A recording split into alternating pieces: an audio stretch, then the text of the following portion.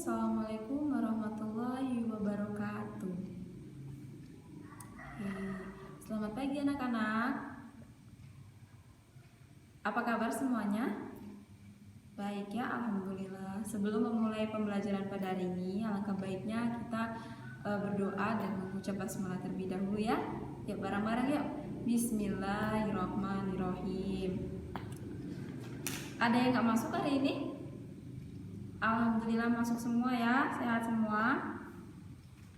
Oke, pada materi hari ini kita akan membahas mengenai kunikmati keindahan Al-Quran dengan tajwid. Kunikmati keindahan Al-Quran dengan tajwid. Adapun tujuan pembelajaran pada hari ini, ketika kita sudah mempelajari pada bab ini, diharapkan semua peserta didik menerapkan ilmu tajwid pada saat mereka membaca Al-Quran. Jadi diamalkan dalam kehidupan sehari-hari ya. Oke, langsung saja ya. Tajwid. Oke, bisa dibuka di bukunya, ada halaman 56. Selanjutnya kita bahas dulu nih pengertian tajwid. Jadi sebelum bahas ke hukum, cara penerapannya, kita harus mengetahui dulu apa itu tajwid. Apa sih tajwid? Contohnya seperti apa sih tajwid itu? Terus hukumnya apa kita mempelajari tajwid? Tajwid ini berasal dari bahasa Arab, yaitu jawada. Tajwid berasal dari bahasa Arab, yaitu jawada, yang artinya elok, terus bagus atau membaguskan.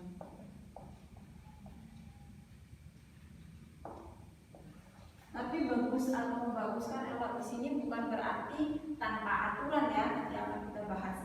Terus sedangkan menurut ilmu qiraah, tajwid berarti mengeluarkan huruf dari tempatnya dengan memberikan sifat-sifat yang dimilikinya. Jadi mengeluarkan huruf dari tempatnya dengan memberikan sifat-sifat yang dimilikinya, seperti itu. Paham di pengertiannya? Paham ya? Selain dari menurut bahasa, tajwid menurut bahasa dan pengertiannya dari ilmu qiraah tadi, kita juga bisa mengambil menurut istilah. Jadi tajwid menurut istilah itu apa sih? Tajwid menurut istilah adalah menyembunyikan setiap huruf dari makhrajnya dengan memberikan suatu huruf ha dan mustahaknya. Dalam kata lain, dapat kita simpulkan apa sih Bu tajwid itu? Dari tadi ribet ya.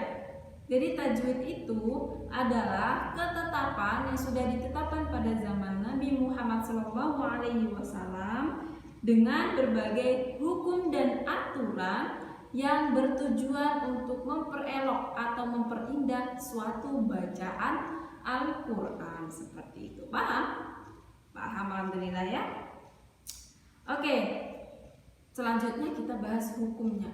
Hukum mempelajari, hukum mengamalkan itu berbeda. Ketika kita mempelajari terus mengetahui hukumnya, itu hanya fardu kifayah, dalam artian hanya sebagian umat muslim saja yang bisa tahu gitu. Jadi nggak semuanya nggak apa-apa mempelajari dan mengetahuinya. Akan tetapi ketika mengamalkan dalam pembacaan Al-Quran, dalam kehidupan kalian sehari-hari, membaca dengan menerapkan ilmu tajwid ini, hukumnya adalah fardu ain, yang artinya semua umat muslim, setiap individu, setiap orang wajib mengetahui, wajib mengamalkan ilmu tajwid itu gitu. Dalam kata lain, ilmu tajwid ini harus kita tahu sendiri-sendiri supaya kita bisa mengamalkan dalam pembacaan Al-Quran kita sendiri, seperti itu ya. Paham? Dalam ilmu tajwid dikenal istilah sifat-sifat huruf, yang artinya suatu keadaan yang terjadi pada huruf pada saat dibunyikan di dalam makhrajnya, seperti jahr keras dan lawannya yaitu al-hams, yaitu bisikan dan sebagainya. Contohnya itu adalah qalqalah. Itu adalah salah satu sifat huruf yang tidak memiliki lawan kata. Jadi dalam ilmu tajwid yang kita bahas sekarang ini, ibu akan memberikan contoh pada qalqalah. Kita tadi udah bahas tajwid di halaman 56. Sekarang silakan kalian buka di halaman 57 yang tadi ibu sudah jelaskan. Ibu akan memberikan contoh tajwid pada qalqalah. Pasti di TPA di tempat nyanyinya sudah dibahas mengenai qalqalah. Sudah tidak asing bukan? Iya benar. Qalqalah. Ada yang tahu pengertian qalqalah? Iya betul. Qalqalah itu memantul. Bisa dikatakan memantul. Tapi pada buku ini kita bahas artinya bergerak dan bergetar. Bergerak dan bergetar. Apa sih yang digetarin bu? Apa sih yang digerakin bu? Nanti kita akan bahas pada contohnya ya. Terus ada berapa nih huruf qalqalah? Qalqalah ini hurufnya ada 5. Supaya enak kita menghafal, ibu singkat jadi baju di toko. Dalam kata lain baju, ju itu jim, di itu da, po itu po, dan ko itu kita ngambil ko. Kita singkat jadi baju di toko. Ini adalah huruf-huruf dari qalqalah.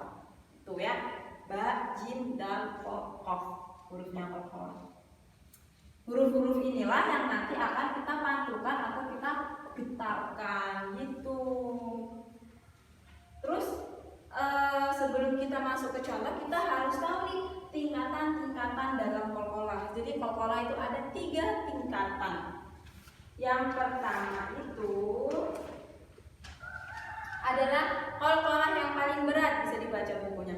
Qalqalah yang paling berat. Itu qalqalah seperti apa bu? Qalqalah yang paling berat. Qalqalah yang paling berat itu yaitu huruf qalqalah yang ditasydidkan dalam keadaan waqaf. Jadi huruf qalqalah ini harus mati. Padahal dia nggak mati nih. Dia ada anak hurufnya, ada ininya. Tapi dia harus mati karena ada waqaf. Tahu kan waqaf? Iya, waqaf itu yang ada di akhir kalimat. Biasanya di akhir ayat 1, ayat 2 seperti itu. Contohnya pada surat Al-Lahab ayat pertama. Oke, surat Al-Lahab ayat pertama. Ada yang bisa jelasin di mana? Tabat yada abi lahabin wa tab. Di kata yang terakhir.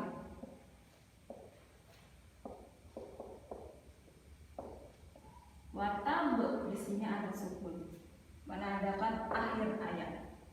Yang di mana bu? Yang tingkatan pertama tadi contohnya yang pada kalimat ini nih. Wa tab. Bagaimana bisa mengetahui kalau ini adalah golongan tingkatan qalqalah paling berat? Kita lihat tadi syaratnya ketika kita mengetahui ini qalqalah berat, dia tasydid. Huruf di antara ba, jim, dal, qaf ini ada yang tasydid. Di sini sudah ketahui ada ba hurufnya ya.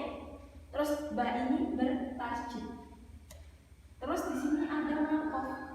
Jadi ba ini mau nggak mau harus berhenti. Sedangkan di sini ba ini sudah bertasydid dan berharokat. Harokat apa? Harokat fathah. Tapi di sini ada waqaf. Jadi dia harus mati, harus sukun. Dengan kata lain, walaupun di sini harokatnya fathah, tetapi dia harus disukunkan, harus dimatikan, dan dia harus mematul dan bergetar. Watab, itu yang dimaksudnya bergetar atau mematul tadi. Paham? Paham. Oke, tingkatan kedua. Tingkatan kedua itu qalqalah yang pertengahan. Jadi dia di tengah-tengah. Seperti apa syaratnya? Yaitu qalqalah yang disukunkan dalam keadaan waqaf. Yang paling berat tadi kan dia ada tasydidnya. Tapi kalau yang kedua, yang pertengahan ini tidak ada tasydidnya, bedanya. Contohnya pada surat Al-Lahab ayat kedua. Ma'aghna anhu maluhu wa ma kasab. Yang di mana bu? Yang di bagian sini.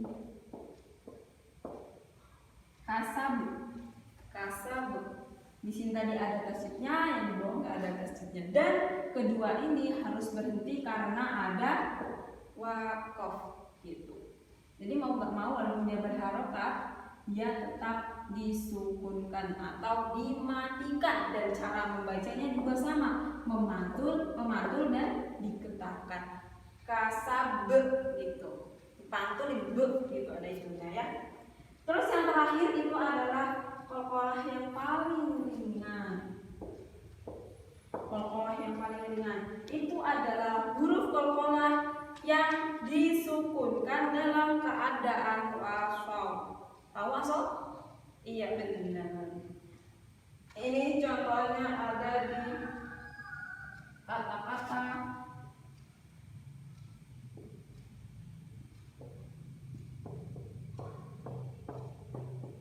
ingat ya, wasol itu adalah kayak yang di atas kecil mim, jim itu namanya wasol. Di sini ada mim kecil di bawah, mim masad.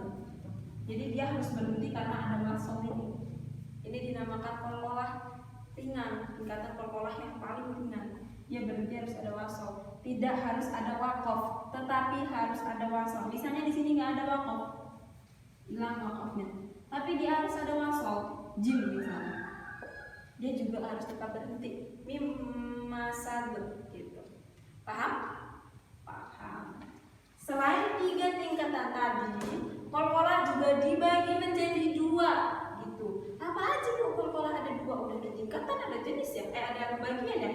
Yang pertama itu ada namanya qalqalah sugro. Apa bu qalqalah sugro? Apa sih qalqalah sugro? Sugro berarti lawannya sugro ada kubro. Sugro itu kecil, kubro itu besar. Ya benar. Qalqalah kubro yang kedua. Jadi ada 2.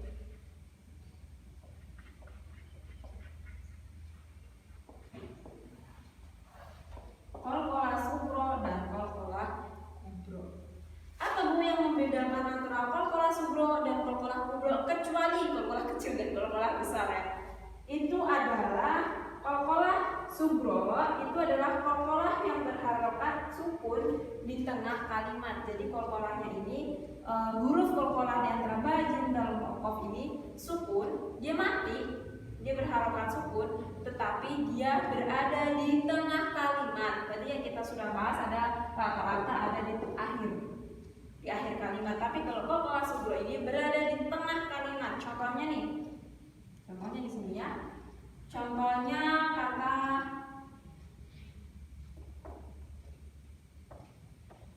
tajr. Di sini yang mana bu yang bacaan qalqalah yang harus dipantulkan, yang mana yang harus dikedarkan, yang mana itu berada pada kalimat pada huruf jim. Di sini jimnya ada di tengah. Terus dia sukun. Sudah otomatis jim ini harus memantul, harus bergetar cara membacanya. Tajri gitu. Ini adalah contoh dari qalqalah sugro. Jadi dia mati tapi di tengah-tengah dan harokatnya sudah positif sukun, bukan disukunkan. Terus yang kedua, qalqalah kubro. Apa sih qalqalah kubro itu? Kalau qalqalah kubro ini berharokat hidup dibaca mati karena waqaf. Jadi dia harokatnya hidup dan tapi dibaca mati karena harus diwakafkan. Contohnya bisa kita lihat pada tingkatan ini. Ini termasuk pada qalqalah kubro. Jadi dia harus mati walaupun dia berharokat, tapi dia harus disukunkan karena ada waqaf. Sampai sini ada yang dipertanyakan? Oke, cukup ya. Nah, dari pembahasan kita kali ini, kunikmati keindahan Al-Quran dengan tajwid. Ada yang ditanyakan lagi atau cukup? Oke, cukup ya, sudah paham semua? Alhamdulillah. Jadi diharapkan kalau kalian sudah mempelajari mengenai tajwid tadi, kalian harus menerapkan nih. Kalian kan sudah menjalankan hukum yang pertama tadi, mengetahui dan mempelajari tadi, sudah tahu kan hukumnya apa? Itu jadi kalian wajib mengamalkan dalam setiap pembacaan Al-Quran gitu. Yang selanjutnya nanti kita akan bahas nih ke pertemuan selanjutnya mengenai banyak sekali tajwid yang harus kita bahas gitu ya. Cukup ya, sampai sini aja. kita akhiri dulu nih pertemuan kita hari ini dengan mengucapkan hamdalah supaya ilmu kita barokah dan bermanfaat ya. Ya bareng-bareng. Alhamdulillahirabbil alamin. Oke, Ibu akhiri pertemuan kita kali ini. Sampai jumpa di pertemuan selanjutnya. Wabillahi taufiq wal hidayah. Wassalamualaikum warahmatullahi wabarakatuh.